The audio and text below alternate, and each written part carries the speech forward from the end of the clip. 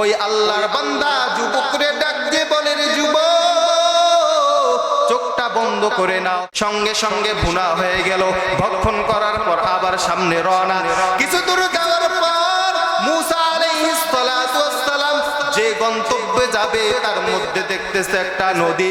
নদী পার হওয়ার পর আবার সফরের মধ্যে রওনা। খোলা ময়দানের ভিতরে যাইল। ওই যুবকরে ডাক দিয়ে বলে, ও যুবক, এই যে তুমি বালু দেখতেছো, তখন এই চোখটা বন্ধ করলো। ওই নদী থেকে ওই আল্লাহর বান্দা যুবক সহ মুসা আলাইহিস সালাতু ওয়াস সালাম হেঁটে হেঁটে পার হলো। সুবহানাল্লাহ বলবেন না? মুসা আলাইহিস সালাতু ওয়াস সালামের জমানায় আল্লাহর পয়গম্বর নবী আলাইহিস সালাতু ওয়াস সালাম মুসা আলাইহিস সালাতু ওয়াস সালামের কাছে এক যুবক এসে বলে, ও আল্লাহর পয়গম্বর, আমি আপনার সফর সঙ্গী হতে চাই, আমাকে আপনি নিয়ে যান সফরের মধ্যে। মুসা পয়গম্বর ডাক দিয়ে বলে, রে যুবক, ঠিক আছে, আমার সঙ্গে তুমি সফরে রওনা হও। কিছু দূর যাওয়ার পর মুসা আলাইহিস সালাতু ওয়াস সালাম 3টা রুটি নিয়েছে। কয়টা? আর জোরে বলেন, কয়টা? 3টা রুটি নিয়েছে। আল্লাহর বান্দা ওই যুবকরে নিয়ে কিছু দূর যাওয়ার পর ক্ষুধা লেগে গেছে। ওই আল্লাহর বান্দা মুসা আলাইহিস সালাতু ওয়াস সালাম সহ 3টা রুটির মধ্য থেকে 2টা রুটি খেয়ে ফেললো। যখন 2টা রুটি খাওয়ার পর একটা রুটি আছে, এটাকে তার কাছে রেখে দিয়ে মুসা আলাইহিস সালাতু ওয়াস সালাম ডাক দিয়ে বলে, তুমি এখানে একটু ওয়েট করো, একটু অপেক্ষা করো, আমি আসতেছি। একটু পাশে গিয়ে আবার ফেরত আসছে। আসার পর ডাক দিয়ে বলে, ও যুবক, তোমাকে যে আমি একটা রুটি দিয়েছিলাম, 3টার ভিতরে আমরা 2টা ভক্ষণ করেছি, আরো একটা থাকার কথা। ওই যুবক ডাক দিয়ে বলে, এ বিষয়ে আমি অবগত না। যখন মুসা আলাইহিস সালাতু ওয়াস সালাম এই কথা শোনার পর আবার রওনা হলো সফরের মধ্যে। কিছু দূর যাওয়ার পর আবার ক্ষুধার তৃষ্ণা লাগলো। আল্লাহর পয়গম্বর মুসা আলাইহিস সালাতু ওয়াস সালাম ডাক দিয়ে, 3টা হরিণ ছিল, 2টা বাচ্চা ছিল, ওই বাচ্চাদেরকে ডাক দিয়ে আল্লাহ তাআলার পক্ষ থেকে ভুনা হয়ে যাওয়ার জন্য বলতেছে। সঙ্গে সঙ্গে ভুনা হয়ে গেল। ভক্ষণ করার পর আবার সামনে রওনা।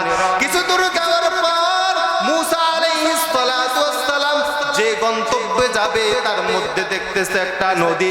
ওই আল্লাহর বান্দা যুবকরে ডাক দিয়ে বলে, রে যুবক, চোখটা বন্ধ করে নাও। তখন এই চোখটা বন্ধ করলো।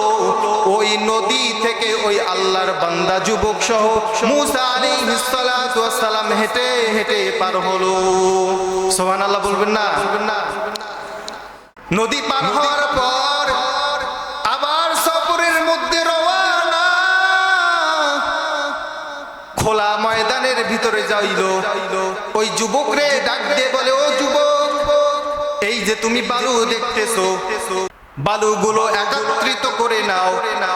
যখন এরকম ভাবে বালুগুলো একত্রিত করলো, আল্লাহ তাআলার কাছে পয়গম্বর মুসা আলাইহিস সালাতু ওয়াস সালাম দোয়া করতেছেন, ও রব্বুল আলামিন, তুমি এই বালুগুলোকে স্বর্ণে পরিণত করে দাও। সঙ্গে সঙ্গে আল্লাহ তাআলা দোয়া কবুল করলো এবং বালুগুলো স্বর্ণে পরিণত হয়ে গেল। যখন বালুগুলো স্বর্ণে পরিণত হয়ে গেল, ওই যুবক, যেই যুবক একটি রুটির কথা বলতে পারতেছে না, ওই যুবক রে বলতেছে, তুমি এই বালুগুলো, বালু তো তখন ছিল না, সঙ্গে সঙ্গে স্বর্ণ হয়েছে, এটা 3 ভাগ করো। 3 ভাগের ভিতরে মুসা আলাইহিস সালাতু ওয়াস সালাম 1 ভাগ নিয়ে নিলেন এবং অপর 1 ভাগ ওই যুবককে দিয়ে দিলেন। আর 1 ভাগ বাকি রয়েছে। এই ভাগটা কাকে দেবে? মুসা আলাইহিস সালাতু ওয়াস সালাম বলতেছেন, এই ভাগটা তাকেই দিব যেই রুটির খবর দিতে পারবে। এই আল্লাহর বান্দা যুবক তো আর লোভ সামলাইতে পারতেছে না, একটা রুটির লোভ সামলাইতে পারে নাই, এই স্বর্ণের লোভ সামলাইতে পারবে না। তখন বলতেছে, হ্যাঁ, ওই রুটিটি আমি ভক্ষণ করতেছি। তো এরকম বলার পর মুসা আলাইহিস সালাতু ওয়াস সালাম বলতেছে, এই স্বর্ণের যে পর্বতটা রয়েছে, যে স্বর্ণগুলো রয়েছে সবগুলো আমি তোমাকে দিয়ে দিলাম। ওই আল্লাহর বান্দা যুবক এখন নিয়ে যাওয়ার পালা, বাড়িতে নিয়ে যাবে। কিছু দূর যাওয়ার পর ডাকাতের দল আসলো দুইজন। তারা বলতেছে তোমাকে আমরা হত্যা করব, হত্যা করার পর এই স্বর্ণগুলো নিয়ে যাব। ওই আল্লাহর বান্দা বলতেছে না না, আমরা সকলেই মিলে মিশে ভাগ বটোয়ারা করে নেই। ওই আল্লাহর বান্দা যখন এরকম বলতেছে ক্ষুধারও তো তৃষ্ণা লেগেছে, ক্ষুধারও প্রয়োজন। যখন ওই আল্লাহর বান্দা এরকম বলতেছে তোমাদের ভিতর থেকে একজন বাজার গিয়ে কিছু খাদ্যদ্রব্য আনো।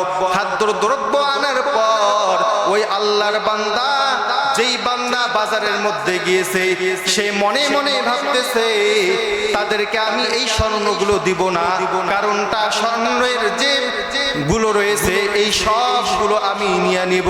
ওই আল্লাহর বান্দা মনে মনে এগুলো বলার পর সেভাবে কাজ করলো, খাবার দ্রব্যের মধ্যে বিষ মিশাইয়া দিল।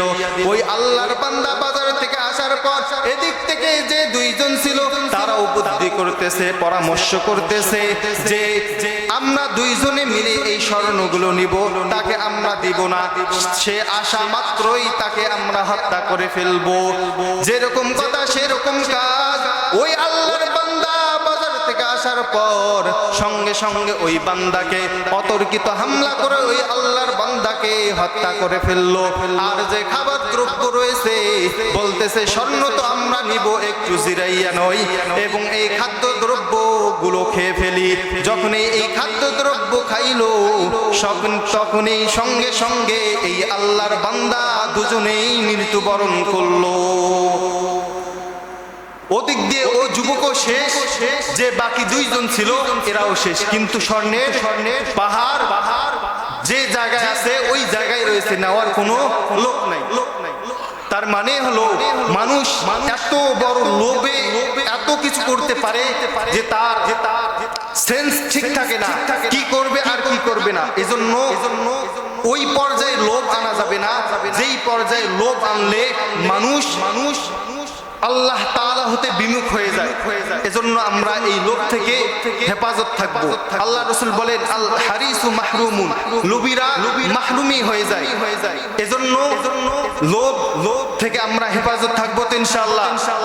আল্লাহ তাআলা আমাদেরকে এই বিষয়, এই লোভ থেকে হেফাজত থাকার তৌফিক দান করেন। সকলে বলেন আমিন। যারা আমরা সুন্নত পড়ি নেই, সুন্নত পড়ি নেই। ওয়া আখিরু দাওয়ানা আলহামদুলিল্লাহি রাব্বিল আলামিন। আসসালামু আলাইকুম ওয়া রাহমাতুল্লাহ।